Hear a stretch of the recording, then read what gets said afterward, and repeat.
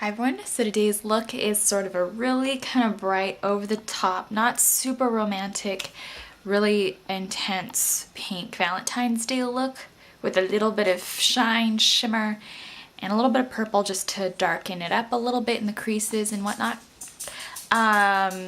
This look is inspired by Veggie Beauty's Pumpkin and Poppy Cosmetics collection. She's going to be doing sort of a more dark, intense, sort of snarky version, if you will, of a Valentine's Day collection. I'm not using any of her pieces for this tutorial, but I was inspired by her Facebook post saying she wanted to do a slightly more snarky Valentine's Day collection.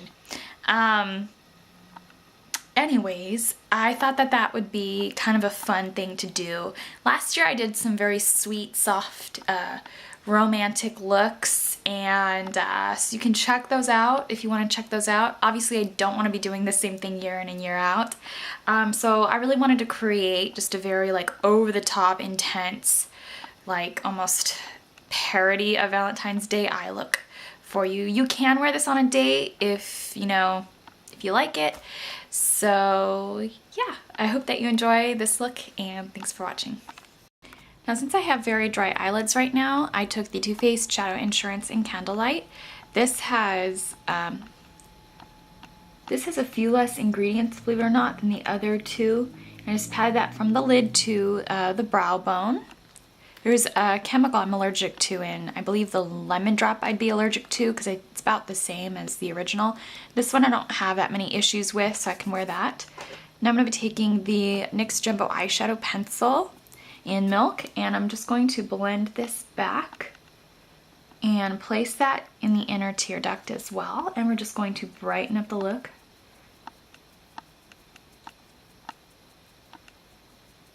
I want the majority of the white pigment from the pencil to be in the outer part of the brow bone.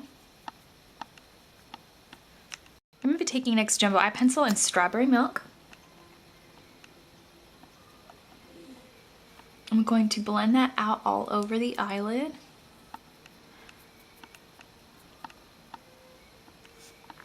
And you just need to lightly apply those cream bases. Too much is not going to be a good thing. Now I'm going to be taking Sugarpill's Chromalust in Decora. It's just a really beautiful pinky color. And it's got some teal sparkle. This is why I love it. I'm going to be taking the Bdellium Tools brush in number 777. And I'm going to pack it into the brush. And I'm going to spritz a little bit of Lush Tea Tree Toner, obviously away from the open pigment jar so I don't ruin all my pigment, and then pat that all over the lid. Once the brush is damp, you may not have to spritz it again. It depends on what you want for the look. At some point it will obviously like dry out though, because it's just sort of an easygoing toner. I've gotten some comments on one of my Lush Tea Tree, or one of my Lush face routines I did like over a year ago, that this would burn your eyes if you did that. I would say that's up for debate. It depends on who you're spraying it on. Generally speaking, this is not a very stringent toner. I'm just going to pat that on the lid. I'm going to pick up a little bit more dry pigment, and we're just going to pat that over the wet base. I'm going to take a little bit of the Too Faced French Riviera palette. Now the only thing you're going to need in here is Chocolate Soleil, which is just this nice bronzer I have right here. And we're just going to take the blender brush and smooth this out in the crease. This is one of my favorite colors for the crease right now, not to mention the contour. Chocolate Soleil is a great bronzer. And we're just going to blend that out in the crease, shade it up so it lines up with the eyebrows so you don't just have like a rounded kind of circle in the socket. Alright, now I'm going to be taking the Sugarpill palette, and we're going to take a little bit of Love Plus, which is just this matte, perfect red color, and I'm going to pat my e.l.f. mineral brush into into that color, and we're going to start from the outer corner and just kind of zhuzh it in to the crease.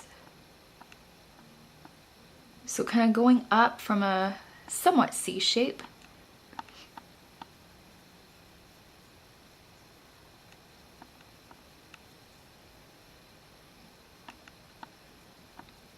I'm just barely starting to smoke it out at this point. Ooh, make sure it's even though. Talking to myself on that one. If yours is even, then woohoo. So I'm just gonna start blending that out. It's gonna dip down a little bit as you get closer to the inner part of the eye, as you can see.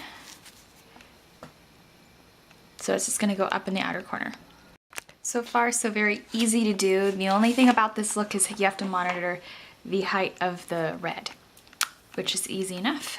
Now we're gonna be taking Dollipop, the pink color,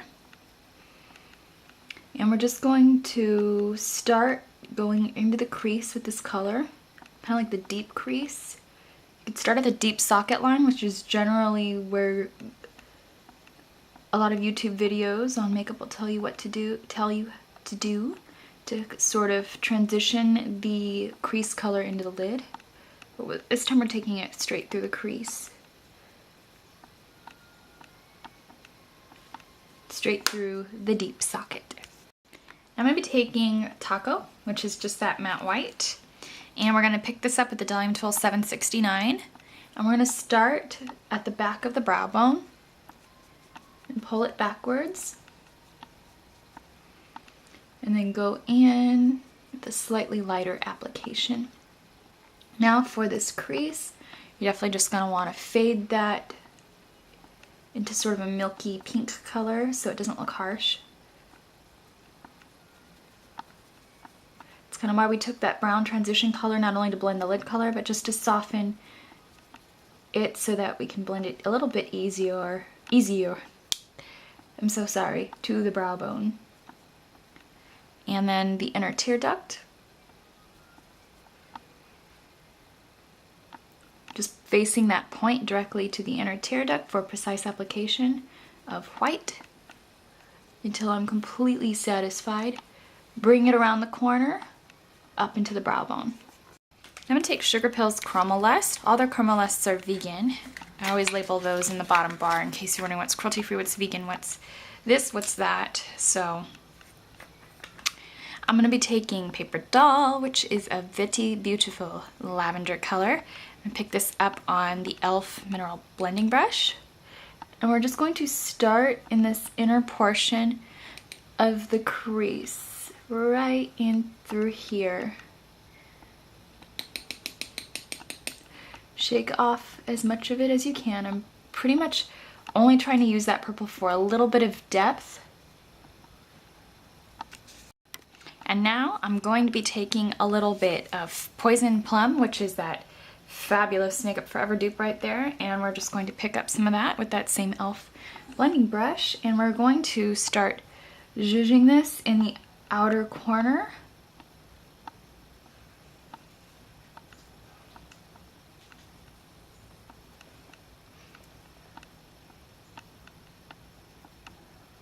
Just a little, somewhat C shape. Just to get that depth in there. Not so much to change the color capacity, but just to turn up the look.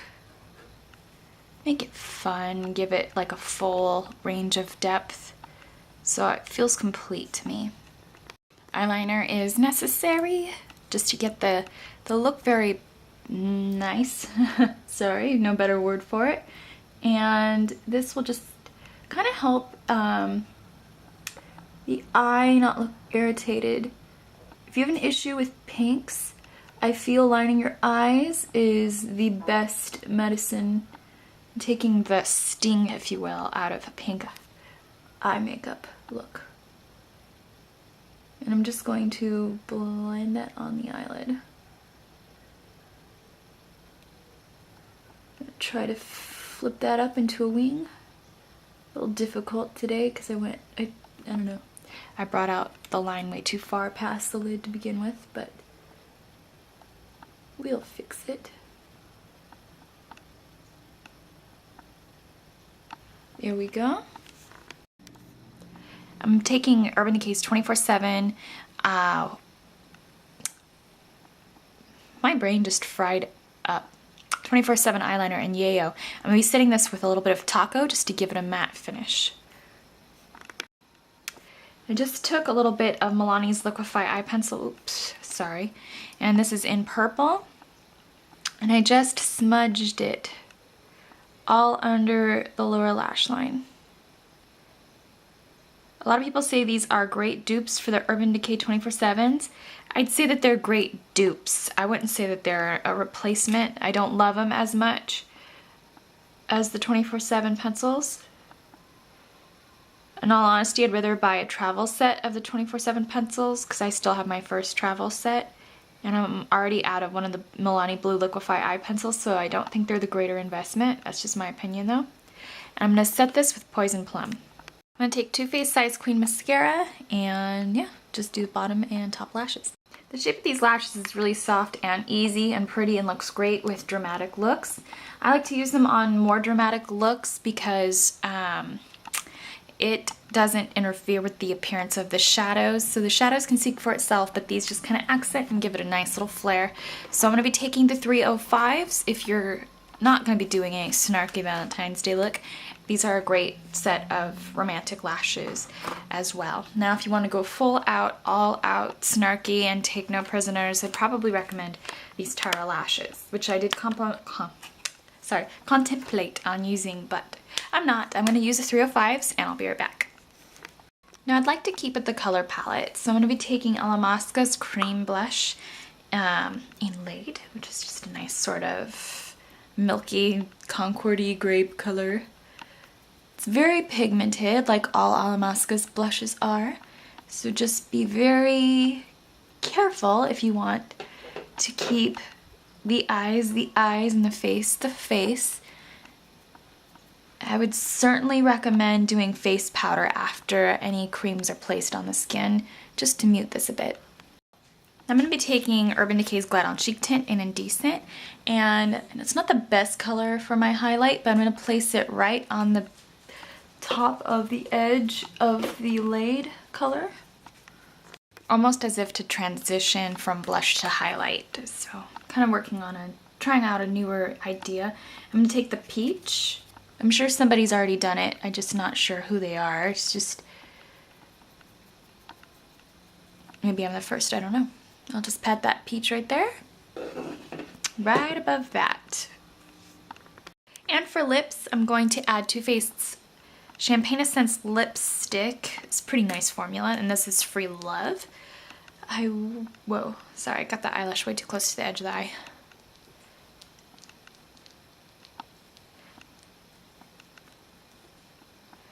I want a really soft lip. And for lips, I'm going to add a little bit of Lorax 3D Multiplex Lip Gloss. This color is 3D. It's one of their chunky glitters. I personally don't find it particularly chunky. I could feel the grit a little bit more than the Urban Decay Sparkling Lip Glosses. So this has got like a Taklon applicator. I love the smell. It's a little bit like soft soap. Kind of like it because it's an easy smell, but I can't taste it. And I used to love these. The website says they're cruelty free, but I'm not positive, so I haven't been buying them. But just a nice tan gloss of pink reflex will do. Alright, so I hope you enjoyed my look.